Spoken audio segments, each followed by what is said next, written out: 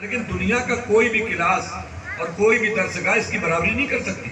دنیا میں کوئی بھی آدمی کہیں سے کوئی ایک دلیل لے کے آئے کہ کون سا ایسا کلاس ہے جہاں سانس لینا بھی ثواب ہو۔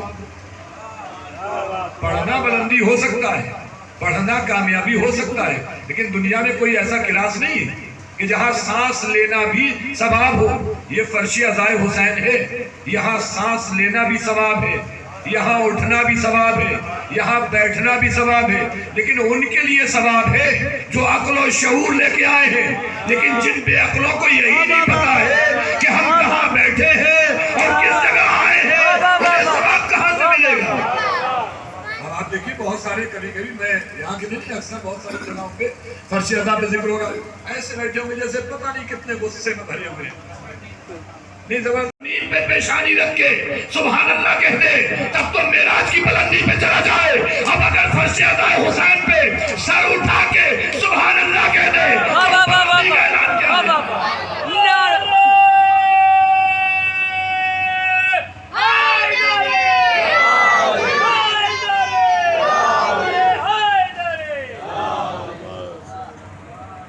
یہ تو فرش عزائے حسین ہے۔ اگر انسان سجدگاہ حسین پہ سجدگاہ پہ پیشانی کو رکھے سبحان اللہ، اس سبحان اللہ کا مطلب کیا ہوگا؟ سبحان اللہ کا مطلب یہ ہوگا کہ آپ پاکیزہ ذکر کر رہے ہیں، یہ آپ کی معراج ہے۔ تو جہاں فرش عزائے حسین ہے بس اللہ کی عبادت میں اور اس عبادت میں دونوں میں فرق ہے کہ وہ عبادت سر جھکا کے کی جاتی ہے تو اس نے اللہ کو نہیں بلایا۔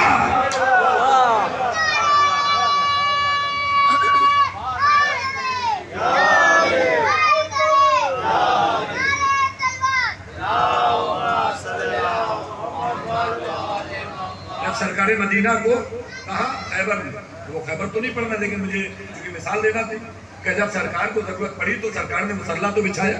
کیا کہا کہ پروردگار مجھے سلطان نصیر عطا کر، یہ تو کہہ چکے تھے، اب مدد کا مرحلہ تھا تو نماز تو پڑھ چکے تھے، تو اللہ نے کہا اسی کو بلاؤ جسے مظہر العجاب پہرایا ہے، اسی کو بناؤ جو مشکل کشا ہے۔ اب ظاہر سی بات ہے کہ ہمارے لیے نمونہ عمل سیرت مصطفیٰ کی ہے۔ اب جب مصطفیٰ خیبر میں علی کو بلا رہے ہیں مدد کے لیے، اب اگر ہم نے بلا لیا ہے تو اس میں تعجب کی بات کیا ہے؟ اب جو علی کو بلائے گا وہ مصطفیٰ کی سنت پہ اعتراض ہے، مصطفیٰ کی سنت پہ عمل کرے گا، اور جو اس سنت پہ اعتراض کرے گا یا تو وہ ابو جہل کا نمک خوار ہوگا یا ابو لہب کا نمک خوار ہوگا۔ صلوات پڑھے بر محمد وآلہ۔ چلیے یہ بھی اس میں نہ نماز واجب ہوتی ہے اور نہ روزہ واجب ہوتا ہے۔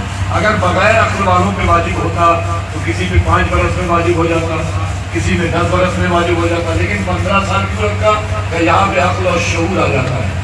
عقل اور شعور آ جاتا ہے کہ 15 سال میں جب انسان ہو گیا تو اس پہ نماز واجب ہو گئی، روزہ واجب ہو گیا، حج واجب ہو گیا، زکوٰۃ واجب ہو گیا، سب واجب ہو گئے، لیکن وہی 15 سال والا 20 سال میں پاگل ہو گیا۔ جو ابھی 15 سال میں واجب ہوا تھا اور 5 سال تک عبادت کر رہا تھا، 20 سال میں پاگل ہو گیا۔ اب جب وہ پاگل ہو گئے اور اگر حکم پروردگار کو نہیں مانا اور اگر آگے بڑھتے چلے گئے تو منزل تمہاری ذلت کی ہو جائے گی۔ اور عقل شعور یہ آواز دے رہا ہے ہر جگہ آگے کا مرحلہ نہیں ہے۔ اگر آگے کی منزل ہوتی تو جبرائیل کبھی یہ نہیں کہتے کہ اللہ کے رسول اگر میں آگے بڑھوں گا تھا، وہ کہنے لگے کہ دیکھو پروردگار کی بارگاہ میں خود کہہ رہے ہیں کہ ہم کسی سے مدد نہیں چاہتے، اللہ تیری عبادت کرتے ہیں اور تجھ سے ہی مدد چاہتے ہیں، تو پھر جب ٹھوکر آپ کو لگتی ہے تو یہ علی مدد کیوں کہتے ہیں؟ یہ سوال ہے نا قرآن کی آیت کا ہے کہ بھئی انہوں نے بھی کہیں روایت کو نہیں ڈھونڈا ہے، قرآن کی آیت ہی کو ڈھونڈا ہے۔ کیا ڈھونڈا ہے کہ بھئی جب یہ قرآن کی آیت ہے کہ ہم تیری عبادت کرتے ہیں تو اس سے ہی مدد چاہتے ہیں، تو جب تمہیں ٹھوکر لگے تو اللہ کو بلاؤ، علی کو نہ بلاؤ۔ اب یہ بتاؤ یہ قرآن نازل کس کے سینے پہ ہوا؟ کیا مصطفیٰ کے؟ کیا کس کے سینے پہ نازل ہوا؟ کیا مصطفیٰ کے؟ کیا قرآن کا ترجمہ کس نے بتایا کہ اس آیت میں اللہ کیا کہہ رہا ہے؟ کیا مصطفیٰ نے؟ کیا جس مصطفیٰ نے یہ بتایا جو ابھی 15 سال میں واجب ہوا تھا اور 5 سال تک عبادت کر رہا تھا، 20 سال میں پاگل ہو گیا۔ اب جب وہ پاگل ہو گیا، نہ اس پہ نماز واجب ہے، نہ روزہ واجب ہے، نہ حج واجب ہے، نہ زکوٰۃ واجب ہے، نہ خمس واجب ہے۔ آپ نے کہا کیوں؟ کہ اس لیے کہ صاحب جب عقل ہی نہیں ہے تو پھر واجب کہاں سے ہوگا؟ جب عقل ہی نہیں ہے تو پھر واجب کہاں سے ہوگا؟ اب بس یہیں سے شعور کی منزل میں انسان کو یہ سوچ لینا چاہیے کہ جب عقل ہی نہیں ہے تو عبادت واجب کہاں سے ہوگی؟ بھئی جب دنیا کی وہ عبادت جسے مصطفیٰ لے کے آئے ہیں، جو یہ عبادت بغیر عقل شعور کو نہیں ہو سکتی، تو جو نماز کو بچا کے گیا ہوگا اس کا ذکر وہ عبادت ہے، وہ بغیر عقل شعور کے کہاں سے ہو سکتا ہے؟ صلوات پڑھے پر محمد والے۔ یعنی جب نماز جیسی عبادت جب تک عقل آپ کے پاس نہیں ہے اور جب تک شعور نہیں ہے، اور عقل کا مرحلہ کیا ہے؟ دیکھیے عقل کی تعریف کیا ہے؟ اصول کافی کی سب سے پہلی حدیث ہے، اور ہر آدمی اس آئینے میں خود کو محسوس کر سکتا ہے کہ وہ کتنا بڑا عاقل ہے اور انسان کتنا بڑا جاہل ہے۔ بھئی جب عقل کے بارے میں امام فرماتے ہیں کہ عقل کے بارے میں پروردگار نے جب عقل کو خلق کیا تو اس سے کہا کہ تم آگے بڑھو، تو وہ آگے بڑھی۔ پھر عقل سے کہا کہ پیچھے ہٹ جاؤ، تو عقل پیچھے ہٹ گئی۔ پھر اللہ نے جہالت کو، جہل کو خلق کیا اور کہا آگے آ جاؤ، تو وہ آگے آ گیا۔ پھر اللہ نے کہا پیچھے ہٹ جاؤ، کہ یہ نہیں ہو سکتا۔ یہ چھوٹے سے دو لفظ ہیں، ایک عقل اور ایک جہالت۔ یعنی جہالت آگے بڑھنے کے لیے تو تیار ہے لیکن پیچھے ہٹنے کے لیے تیار نہیں ہے، لیکن عقل و شعور اس بات کی دلیل ہے کہ جب حکم پروردگار پیچھے ہٹنے کا ہو تو پیچھے ہو جاؤ، جب آگے بڑھنے کا ہو تو آگے بڑھ جاؤ۔ اس لیے کہ آگے اور پیچھے کی منزل نہیں ہے، حکم پروردگار کی منزل ہے۔ اگر اللہ کے حکم کے مانا تو پیچھے رہو گے، تب بھی لائق عزت رہو گے، اور اگر حکم پروردگار کو نہیں مانا اور اگر آگے بڑھتے چلے گئے تو منزل تمہاری ذلت کی ہو جائے گی۔ اور عقل شعور یہ آواز رہا ہے ہر جگہ آگے کا مرحلہ نہیں ہے۔ اگر آگے کی منزل ہوتی تو جبرائیل کبھی یہ نہیں کہتے کہ اللہ کے رسول اگر میں آگے بڑھوں گا، تو کبھی جبرائیل امین یہ نہیں کہتے کہ اللہ کے رسول اگر میں آگے بڑھوں گا تو میرے بالوں پر چل جائیں گے۔ بھئی جبرائیل کیوں نہیں آگے بڑھ رہے ہیں؟ جو اتنا بڑا نیک فرشتہ ہو اور وہ کہہ رہا ہے کہ اگر میں مصطفیٰ کے آگے بڑھ گیا تو میرے بالوں پر جل جائیں گے، تو سوچو جب جبرائیل جو فرشتوں کا سردار ہے اگر وہ حد مصطفیٰ سے آگے بڑھ جائے تو اس کے تو بالوں پر جل جائے۔ یعنی وہ جبرائیل امین جو سارا پیغام لے کے آئے، اب اگر وہ حدود مصطفیٰ سے آگے بڑھ جائے تو ان کے تو بالوں پر جل جائے۔ اور ظاہر سی بات ہے کہ جو والے کہلاتے تھے اب ہیں کربلا والے، مدینے والے کہلاتے تھے اب ہیں کربلا والے۔ حسین ابن علی کی کیا مدد کر سکتا تھا کوئی؟ حسین ابن علی کی کیا مدد کر سکتا تھا کوئی؟ یہ خود مشکل کشا تھے اور تھے مشکل کشا والے، یہ خود مشکل کشا تھے اور تھے مشکل کشا والے۔ دوائے درد عشقیہ پنجتن کے در سے ملتی ہیں، دوائے درد عشقیہ پنجتن کے در سے ملتی ہیں۔ زمانے میں یہی مشہور ہیں دارالشفا والے، زمانے میں یہی مشہور ہیں دارالشفا والے۔ نعرہ صلوات۔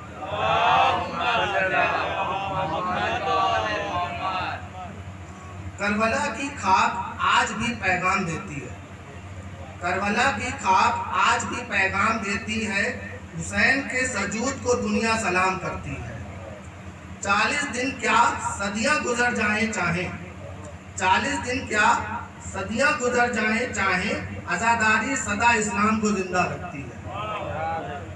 مٹا دیا ہے جس نے ظلم کے ہر ایک نشان کو، مٹا دیا ہے جس نے ظلم کے ہر ایک نشان کو، جتا دیا ہے جس نے ڈوبتے ہوئے ایمان کو، جتا دیا ہے جس نے ڈوبتے ہوئے ایمان کو۔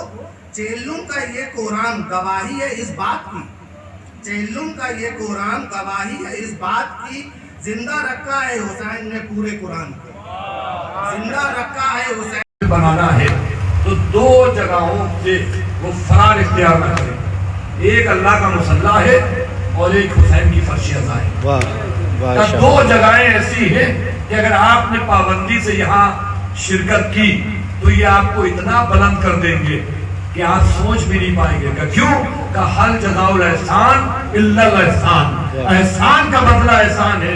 اگر تم نے اللہ کے حکم کو مانا اور ساری زندگی اپنے معبود کی زندگی پر رضا کے اعتبار سے گزاری، ابھی تک تو اللہ نے جو چاہا تو تم نے کیا، لیکن جب تم چاہو گے وہی ہوگا، وہی اللہ کرے گا۔ کہ وہی امام حسین کے لیے تاریخ میں بڑے بڑے مشہور واقعات ملتے ہیں، بس ایک چھوٹا سا واقعہ سنیے، یہ تو فرش اذان جائے گا۔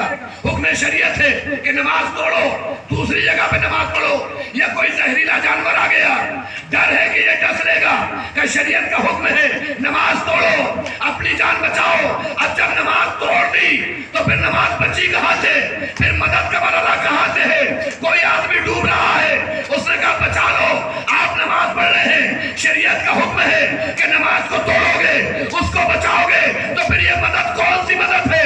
جب ایمان سے پوچھا، مولا اللہ نے جو قرآن میں کہا کہ مدد مانگو نماز سے اور صبر سے، یہ کیا مراد ہے؟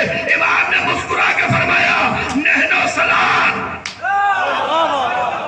ہم ہی وہ نماز ہیں۔ صلوات پڑھے پر محمد وآلہ۔ امام نے فرمایا ہم ہی وہ نماز ہے، ہم ہی وہ صبر ہے کہ جس سے پروردگار مراد کہہ رہا ہے۔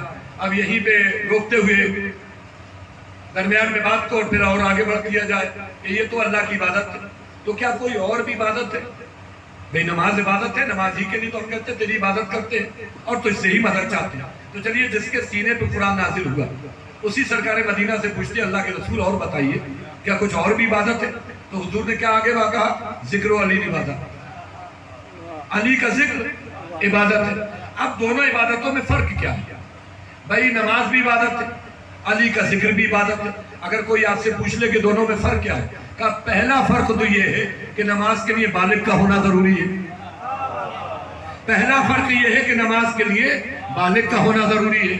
دوسرا فرق یہ ہے کہ نماز کے لیے قبلے کا رخ ہونا ضروری ہے۔ تیسرا فرق یہ ہے کہ نماز کے لیے حدود کا ہونا ضروری ہے کہ صبح کی 2 رکعت ہے، ظہر کی 4 رکعت ہے، عصر کی 4 رکعت ہے۔ پھر اس کے بعد ایک اور شرط ہے کہ وقت کی بھی پابندی ہے کہ صبح والی کون سی ہے، ظہر والی کون سی بھی ہے۔ اس کے علاوہ اور بھی مرحلہ ہے، اپنے شہر میں رہو گے تو پوری پڑھو گے، دوسرے شہر میں پڑھو جاؤ گے تو قصر ہو جائے گی۔ لیکن علی کی وہ عبادت ہے جو نہ قضا ہوتی ہے نہ قصر ہوتی ہے۔ صلوات پڑھے پر محمد وآلہ۔ تو خالی علی سے نہیں ہے بلکہ اولاد علی سے محبت کرنا، اولاد علی کے ذکر سے محبت کرنا، یہ بھی ایک عبادت ہے۔ آج بہت ساری چیزیں ہمارے درمیان میں ہیں اور آپ دیکھ رہے ہیں کہ پوری دنیا نے یہ منظر دیکھا، اور کیا دیکھا کہ جتنا اس قوم کو ڈرایا گیا اور جتنا دبایا گیا اتنا دنیا کو پتہ چل گیا کہ طاقت دنیا کے دبانے میں نہیں، طاقت علی کے ذکر میں ہے۔ اور بس ایک بات اور کہہ دوں درمیان میں، بچوں کے لیے پیغام ہے۔ اکثر لوگ سوال کرتے ہیں کہ مولا علی کی جو خلافت ہے، اور بھی لوگ خلیفہ بنے اور مولا علی بھی خلیفہ بنے، تو مولا علی میں اور زمانے میں فرق کیا ہے؟ جب آپ غور کریں گے تو چھوٹا سا فرق ہے، لیکن وہیں سے آپ محفوظ ہو جائیں گے کہ مولا علی میں اور لوگوں کی خلافت میں فرق کیا ہے؟ کہ جتنے بھی لوگ خلیفہ بنے ہیں سب کو خلافت اس طریقے سے ملی ہے۔ سمجھنا آپ کا کام ہے، پڑھنا میرا کام ہے۔ جتنے بھی لوگ خلیفہ بنے ہیں انہیں جو خلافت ملی ہے انہیں اس طریقے سے ملی ہے، انہیں جو خلافت ملی ہے وہ اس طریقے سے ملی ہے۔ کہ علی کو خلافت کیسے ملی ہے؟ کہ علی کو اس طریقے سے نہیں ملی ہے، علی کو جو ملی ہے، اور میں وضاحت کر دوں، جب دنیا کو جو ملی ہے وہ اس طریقے سے ملی ہے، علی کو جو ملی ہے وہ اس طریقے سے ملی ہے۔ یعنی مطلب کیا ہوا کہ دنیا نے اپنے ہاتھوں کو پھیلایا ہے تو بھیک میں خلافت ملی ہے، لیکن علی نے ہاتھوں کو نہیں پھیلایا بلکہ مصطفیٰ نے اپنے ہاتھوں پہ اٹھایا ہے۔ صلوات پڑھے پر محمد وآلہ۔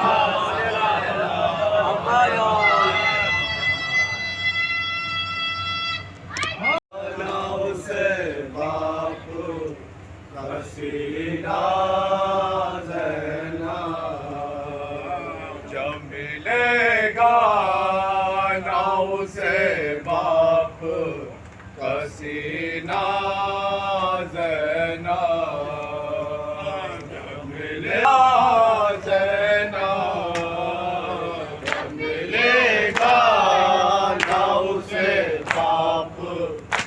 सीना रहना। आए मुझसे जुदा होके जिएगी कैसे, आए मुझसे जुदा होके जिएगी कैसे, आए मुझसे जुदा होके जिएगी कैसे, आए मुझसे जुदा होके जिएगी कैसे।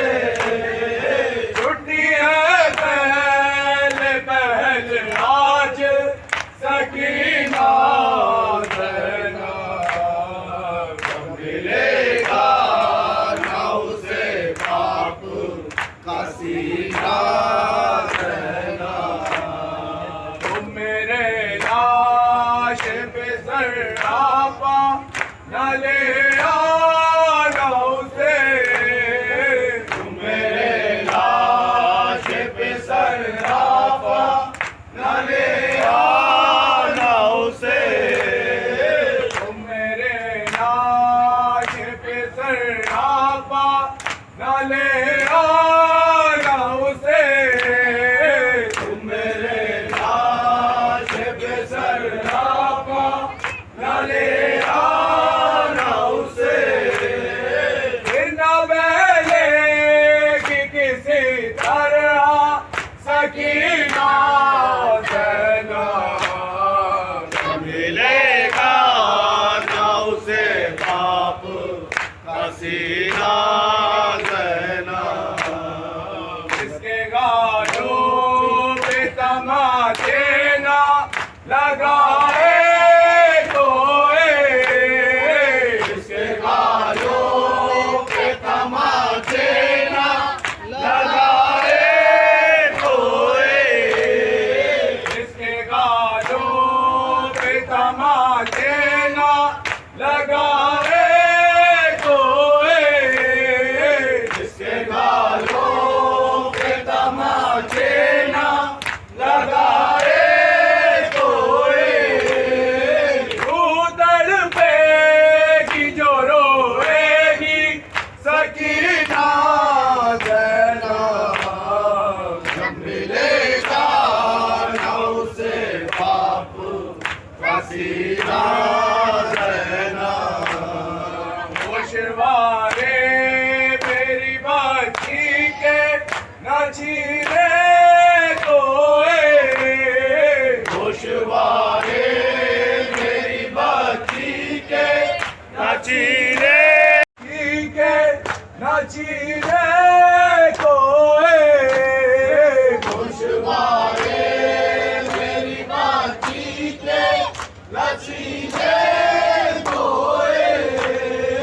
मुझे गम होगा जो तड़पेगी सकीना रहना, जब मिलेगा ना उसे बाप का सीना रहना। मर गए बाजी तो ज़ैनब ने कहा रोगे न बे, मर गई बाजी तो ज़ैनब ने